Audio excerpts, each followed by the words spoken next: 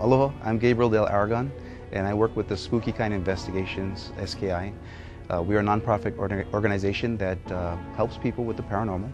We basically help those who are experiencing strange things in their lives to kind of guide you to what you can do to either cope with it or to remove it from either your home or yourself. I witnessed a lot of things. I heard things, I saw things, I even felt things in my childhood. As I got older, I guess I built up my defenses and they became less severe. But I still do, on many occasions, still hear a lot of voices that aren't there. I also do see shadow people and other kinds of movements from the corner of my eye. Yeah.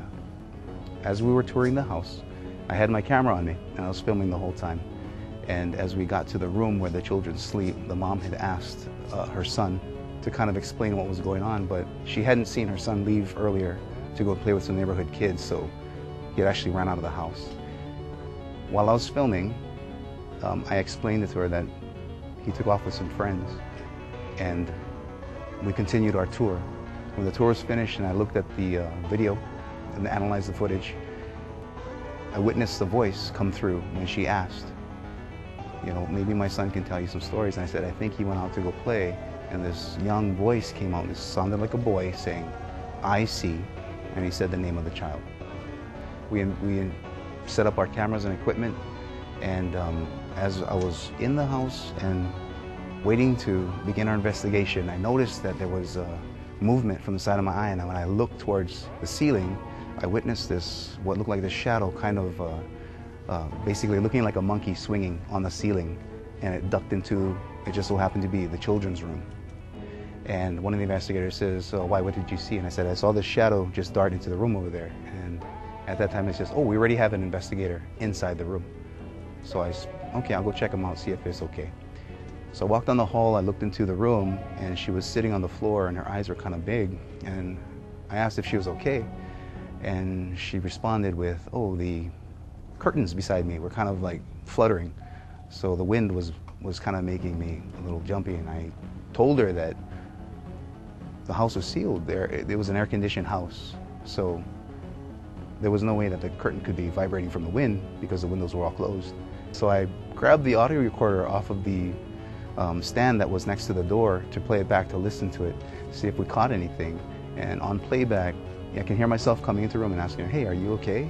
And that boy that I picked up earlier from the video had answered, she's fine. So it was something that it's kind of trippy. Yeah, there's stories, and you know, with our culture, a lot of times we just don't say anything because it's a normal part of our life here in Hawaii. You know, just a very powerful place. Everybody has mana. So if you experience something in the paranormal, stop, think about it. Is it air pushing a door closed? You know, is it a cat or something that may have knocked over something that just left the room earlier? You really have to think of it logically first. And if everything else fails, you know, do what you do. If you have faith, pray. If you feel that it is aggressive towards you, maybe call a kahu so they can peek eye the place, or even ask a friend that is religious to come and say a prayer with you. It doesn't hurt. So one of the spooky spots that we like to frequent is up Nu'uanu. Every night we go out there, we have a lot of action. And one particular night, I brought my sister along with me, and we were standing in this circle, and one of the gentlemen that had invited us for the night was telling us a story. And so I'm kind of listening to the story, I'm just using my ears, I'm looking towards the ground, and I hear my buddy next to me, one of the investigators, kind of make a noise, and I turned to look at him, and when I did, I noticed his eyes were kind of round, and he says, whoa. And when he made that comment, at that moment, my sister, who was standing across from me from the group, she screamed, she lets out this yelp, and she comes running over to me, and she comes and grabs me, and I ask her, say, hey, what's going on? So she explained to me while we were listening to the story that she felt like there was a bug buzzing around behind her head, like hitting her in the hair. So she was trying to flick it to get it off. And at one point, she felt this grab on top of her ponytail and a yank, and her head went back. And that's when she screamed and came running forward. And she grabbed me. So I looked at, you know, the other investigator that was with me. I tapped him and I says, hey, what did you experience?